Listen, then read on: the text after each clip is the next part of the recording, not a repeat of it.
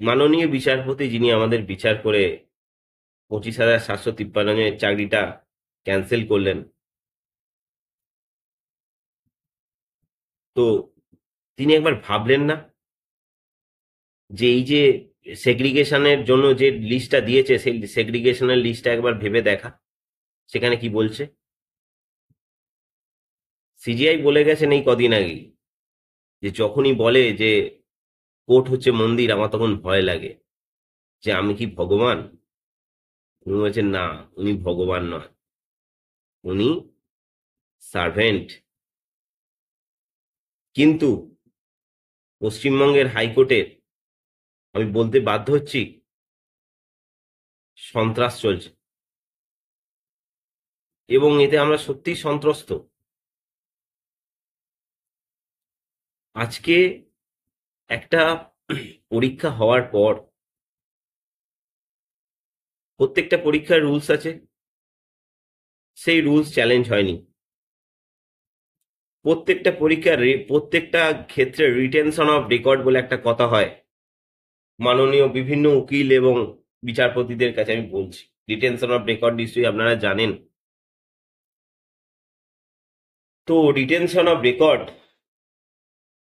যদি আমরা বলি, ফার্স্টেই ভারতবর্ষের যে প্রথম পরীক্ষাটার কথা আসে সেটা হচ্ছে ইউপিএসসি 2015 রুলস। আমি 15 কথাই বলছি কারণ 15 পর কোনো অ্যামেন্ড হয়নি।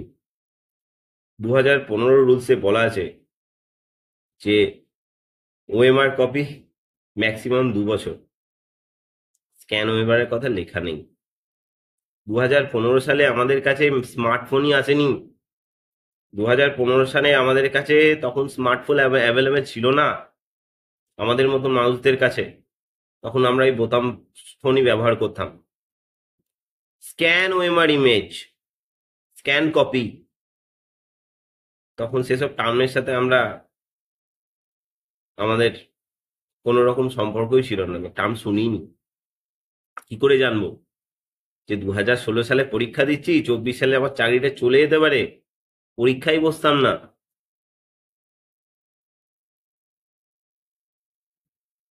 2014 এসএসসি, সেন্ট্রাল গভর্নমেন্টের যে এসএসসি আছে, তার রুলস রিটেনশন অফ রেকর্ড 3 বছর স্ক্যান ওএমআর ইমেজ রাখার। আর এখানে পশ্চিমবঙ্গে কি হচ্ছে, সংবিধান অনুযায়ী কি রায় হচ্ছে, বিচার হচ্ছে?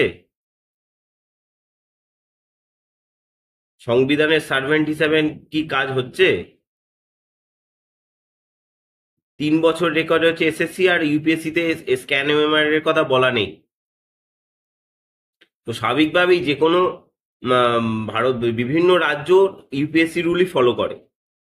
2015 সালে সেই একই রুলের ক্ষেত্রেই প্রযোজ্য। স্ক্যান ওএমআর এর কথা ব্যাপার নেই, কোনো কথা নেই। 1 বছর রুলস এখানেও, ইউপিএসসি তেও 1 বছর রেখেছে, ডিস্ট্রয় করেছে।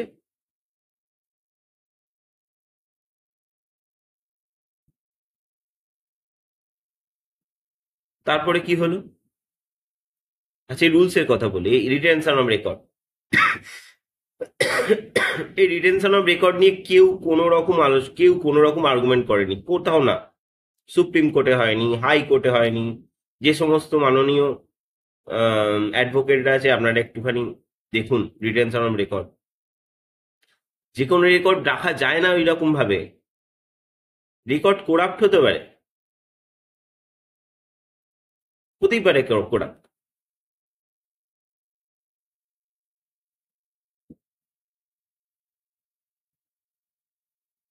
তামিলনাড়ু 2021 বলছে 1 বছর স্ক্যান ওএমআর ইমেজ রাখা যাবে, তারপর ডিলিট করে দেবে। ডিলিট করে দেবে, দিস ইজ দ্য রুল।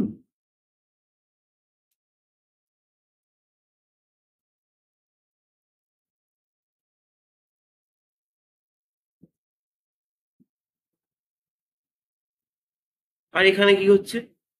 আজকে হাইকোর্টে বলছে যে 2014 পরীক্ষা 16তে রেজাল্ট বেরিয়েছে, 2016 সেপ্টেম্বর, আমি যদি খুব ভুল না হই। 1 বছর রাখা যায় ওএমআর, 2 বছর রেখেছে। স্ক্যান ওএমআর কোনো ব্যাপার নেই, রাখার তখন নিয়মই ছিল না। স্ক্যান ওয়েভার তো এখন 2024-এ আমরা স্ক্যান ওয়েভার নিয়ে লাফালে হবে? টাইম ওয়াইজ তো ভাবতে হবে। আজকে এই যে প্রত্যেকটা রাত্রির এই যে এই যে ক্যান্ডিডেট গুলোর প্রতি প্রত্যেকটা দিন যে মানসিক অত্যাচার চলছে, এটা কি হচ্ছে কি? রিটেনশন ব্রেকআপ বলে কিছু হয় না। আর অদ্ভুত ভাবে সরকারি যে সমস্ত এসএসসি বা প্রাইমারি স্কুলের যে সংস্থা, তারা কি তাদের উকিলরা কি এগুলো জানে না যে রিটেনশন অফ রেকর্ড বলে কিছু হয়?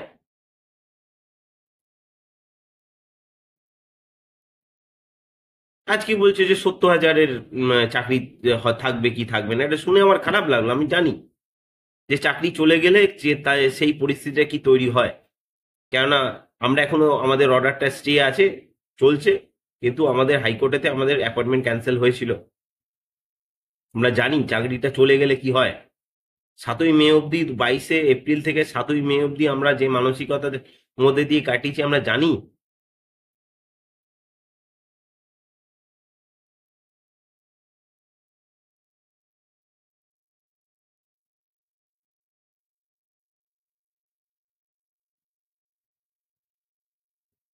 আজকে লক্ষ লক্ষ বেকার বলবেন যে ক্যান্ডিডেট আছে, ক্যান্ডিডেট থাকবে, তো তুমি তুমি টাইমে এসএলপি করলে না কেন? টাইমে চ্যালেঞ্জ করলে না কেন? আজকে আমাদের আমি 11-12-এ পাস করেছি, তো আমাদের 2017-র নভেম্বরে রেজাল্ট বেরিয়েছে। Written result UPSC rules wise রিটিনের রেজাল্ট থেকে 1 বছর, তাহলে 17, 18 এই নভেম্বর, 18 নভেম্বর, 19 নভেম্বর, আমি ধরে নিলাম 1 বছর এক্সট্রা। কোনো অভিযোগ নেই, কোনো চ্যালেঞ্জ নেই। 2021-এ চ্যালেঞ্জ হচ্ছে, সেগুলো অ্যাডমিসিবল কিনা যখন সুপ্রিম কোর্ট বলছে, হাইকোর্টকে যখন পাঠাচ্ছে, সে সেটাকে অ্যাডমিসিবল করে দিয়ে নিজে একটা তার বক্তব্য যেগুলো ছিল সেগুলো টোটালি ভায়োলেট হয়েছে। হাইকোর্টের 19 নভেম্বর 2023-এ অনিরুদ্ধ বোসে মাননীয় যে বিচারপতি ছিলেন, তার যে রায়, সে যেটা উনি দেখতে বলেছিলেন, তার সাথে আমাদের মতো লিগাল অ্যাপয়েন্টিদের কোনো সম্পর্ক ছিল না।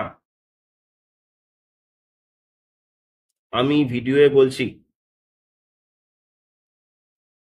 কিন্তু আমাদের জড়িয়ে দেওয়া হলো। কেন জড়িয়ে দেওয়া হলো?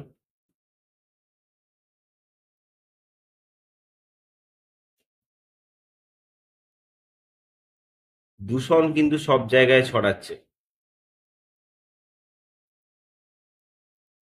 এসএসসি পরীক্ষাতেও যেমন দূষণ হয়েছে, মানতে কোনো অসুবিধা নেই, কারণ আমরা পেয়েছি যে ওএমআর যে কপি, সেগুলো এখনো রায় অ্যাডমিসিবল কি অ্যাডমিসিবল নয় জানি না, তবে আমরা যেটুকু আমাদের জ্ঞান হয়েছে ওগুলো কিন্তু সব ওএমআর কপি, আমাদের পরীক্ষারই ওএমআর কপি।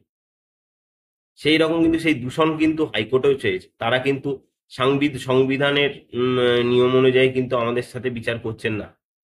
তাই যদি হতো, আমরা এই পরীক্ষাটা দিয়েছিলাম প্রমোশন পাওয়ার জন্য, চাকরি পাওয়ার জন্য নয়। উনি আমাদের প্রমোশন ক্যান্সেল করতে পারেন, আমাদের চাকরি ক্যান্সেল করতে পারেন না উনি। আমাদের একসাথে দুটো অ্যাপয়েন্টমেন্ট ক্যান্সেল হতে পারে না।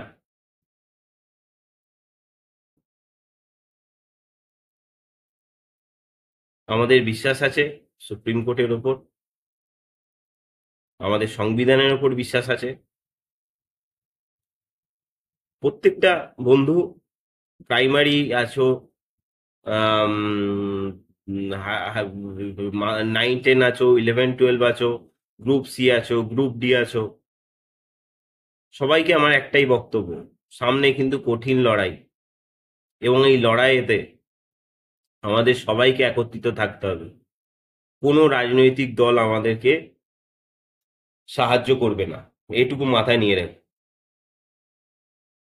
আমাদের আমাদের সংগঠনগুলোই সাহায্য করবে, আমাদের যে সমস্ত যে সংগঠনগুলো লড়াই করছে তারা করবে, আশা করছি। না আমার সবাইকে, সবাই যারা যারা লড়াইয়ে আছো, উম, আমার আমার একটাই বক্তব্য, এই জায়গাটায় কিন্তু সবাই প্রস্তুত হও। এই প্রাইমারির ক্ষেত্রে বলছি, যারা আছো তারা শোনো, তারা ডিটেনশন অফ রেকর্ড নিয়ে কথা বলো। এ কি হচ্ছে? 2014-16 সালের রেজাল্ট, আজকে 2024 সাল। সেই রেকর্ড নিয়ে যে একটা সার্টেন টাইমের পর অ্যাডমিসিবলই হয় না কেসগুলো,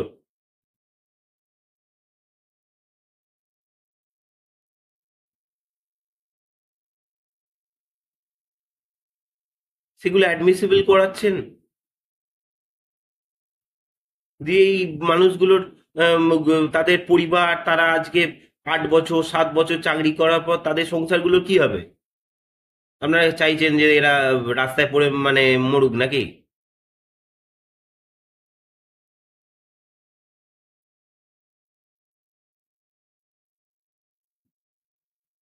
যদি এই ইলিগাল অ্যাপয়েন্টিদের যদি কিছু হয়, তাদের সাথে যদি কোনো অন্যায় হয়,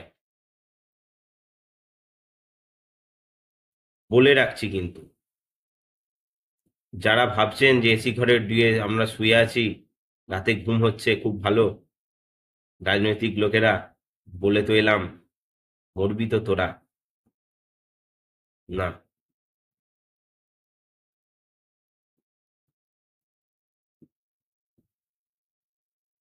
সময় বুঝতে পারবেন।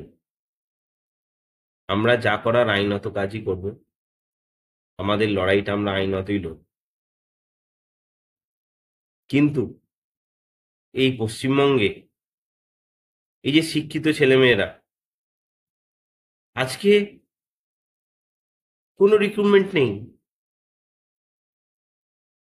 কোনো সরকারি চাকরির বিজ্ঞাপন নেই, কর্মসংস্থান কর্মসংস্থান কর্মক্ষেত্রে কাগজগুলো উঠে গেল, বলবেন যে ফোন এসছে না, ফোনের জন্য নয়। মানুষ এখনো হার্ড কপি পেপার পড়তে পছন্দ করে।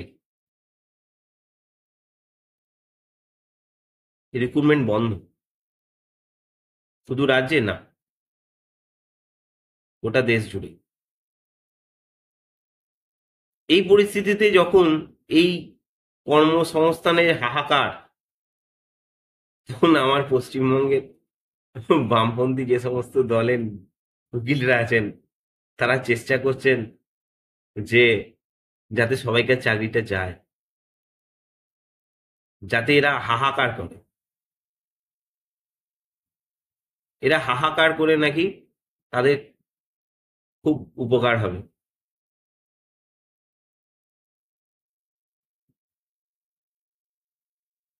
ধিক্কার জানাই, পশ্চিমবঙ্গের বামপন্থী দলগুলোকে ধিক্কার জানাই।